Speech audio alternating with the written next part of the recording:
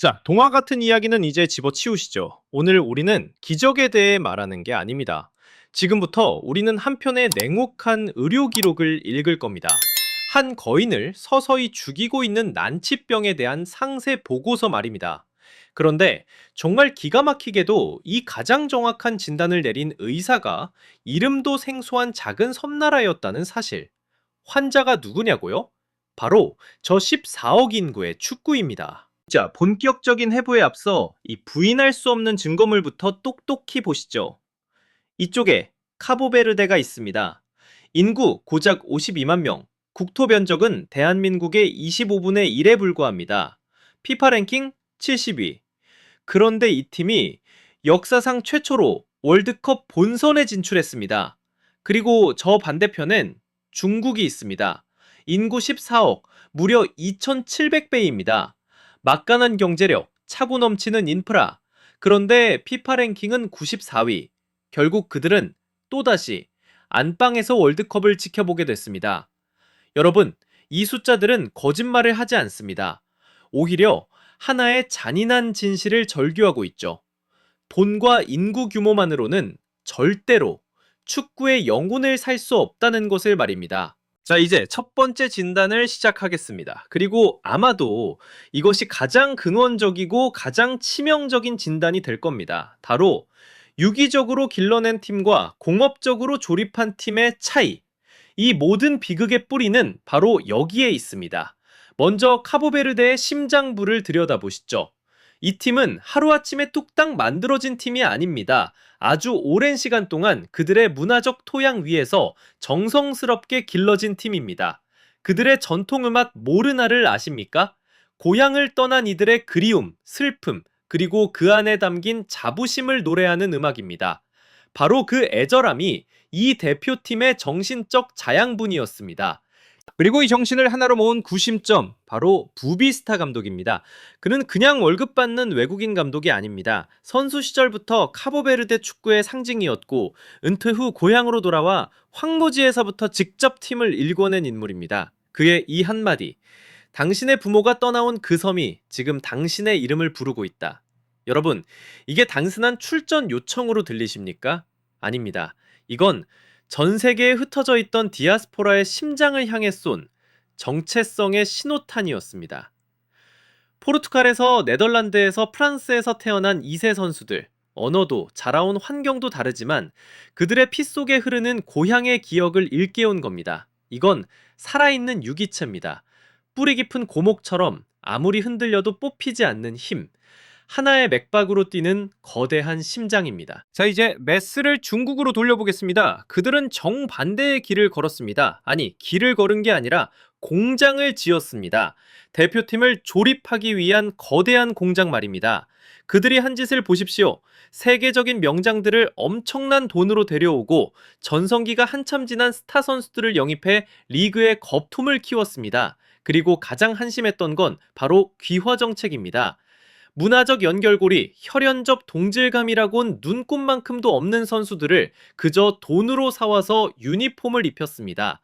국가조차 제대로 부르지 못하는 선수들이 가슴에 국기를 달고 뛰는 코미디. 이게 정상적인 대표팀입니까? 이게 단순한 저의 분노 같으십니까? 천만에요. 기록이 증명합니다. 카보베르데는 이미 2013년 그리고 작년인 2023년 두 번이나 아프리카 네이션스컵 8강에 오르며 그들의 조직력이 진짜임을 증명했습니다.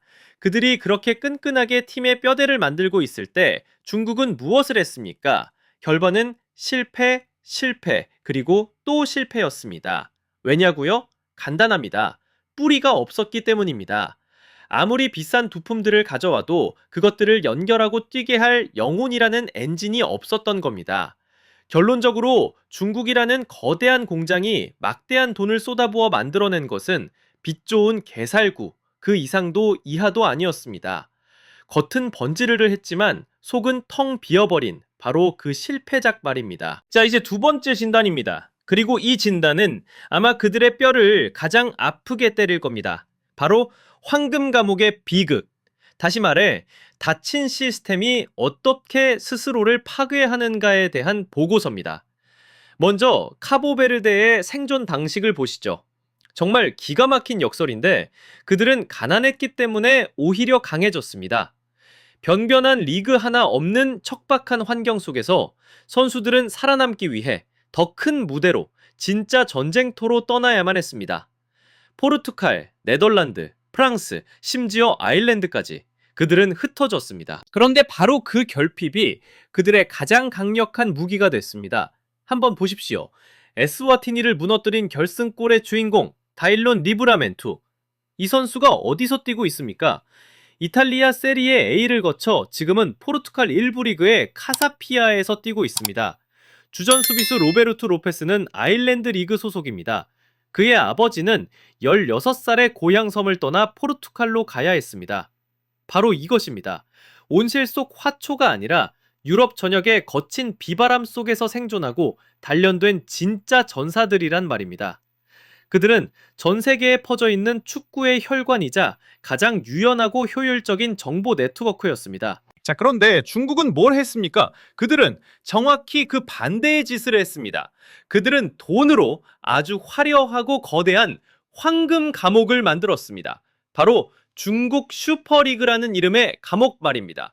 상상 한번 해보십시오. 굳이 유럽에 나가서 주전 경쟁에 시달리고 인종차별을 견디지 않아도 자국 리그에 가만히 앉아만 있어도 유럽 빅리거들보다 훨씬 많은 돈을 법니다.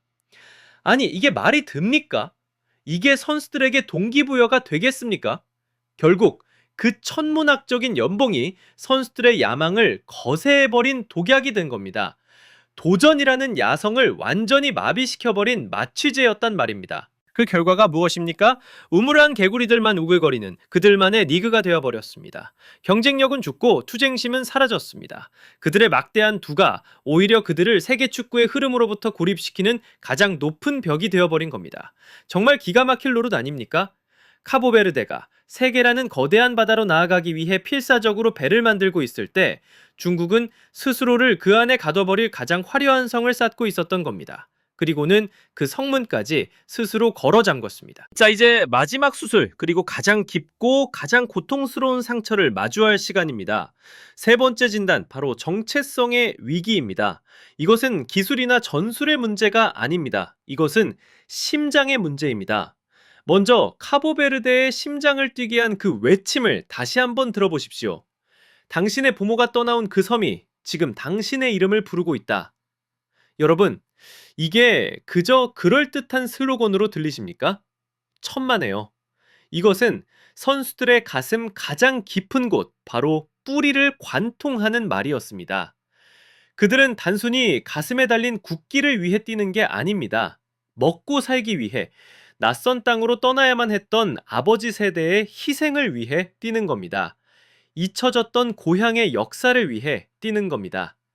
그렇기 때문에 그들에게 매 경기는 단순한 축구 시합이 아니라 자신의 근원을 찾아 떠나는 성스러운 귀향길이 되는 겁니다. 자, 그렇다면 제가 한번 묻겠습니다. 중국 축구의 외침은 대체 무엇입니까? 그들이 그토록 떠들어대는 축구몽? 아니면 책상에 앉아있는 높으신 분들이 내려보낸 지시사항, 거기엔 선수의 가슴을 개인적으로 뛰게 할 연결고리가 없습니다. 영혼을 뒤흔드는 절실한 이야기가 없습니다. 선수들은 가슴 속에서 저절로 끓어오르는 불꽃으로 뛰는 것이 아니라 반드시 완수해야만 한다는 차가운 압박감 속에서 그라운드에 나설 뿐입니다. 그러니 경기가 어려워졌을 때, 위기의 순간이 닥쳤을 때 그 결과가 어떻게 되겠습니까? 불보듯 뻔합니다. 영령을 위해 싸우는 팀은 압박감에 짓눌려 쉽게 무너집니다. 하지만 자신의 가족과 사라져간 유산을 위해 싸우는 팀은 결코, 절대로 마지막 순간까지 포기하지 않습니다. 바로 이 차이가, 이 보이지 않는 거대한 차이가 결국 모든 것을 결정해버린 겁니다. 자, 최종 판결을 내리겠습니다. 카보베르데의 승리는 기적이 아닙니다. 이것은 중국 축구의 실패를 증명하는 차갑고도 명백한 부검보고서입니다. 이 보고서는 단 하나의 진실을 말합니다. 돈, 인구, 인프라, 중국이 가졌던 모든 것은 승패 앞에선 아무 의미 없었습니다. 그리고 그들에게 없었던 것, 바로 살아있는 영혼, 열린 시스템, 뛰는 가슴, 이것이 팀을 만드는 전부였습니다. 결국 이것은 거대한 망상에 대한 모욕적인 따기입니다. 자부심은 돈으로 살 수 없고 열정은 명령으로 만들 수 없다는 진실 말입니다. 중국은 기초공사 없이 마천루를 올렸고 이제 그 건물은 속이 텅 빈 자신의 무게를 이기지 못하고 스스로 무너져 내리고 있는 겁니다. 이상 저 김준석의 시선이었습니다. 여러분 동의하십니까? 어떤 실수가 여러분을 가장 실망하게 만들었습니까? 댓글로 여러분의 의견을 알려주십시오. 그리고 이런 뜨거운 분석이 마음에 드셨다면 구독과 좋아요, 알림 설정까지 잊지 마시고 다음 법정에서 다시 뵙겠습니다. 감사합니다.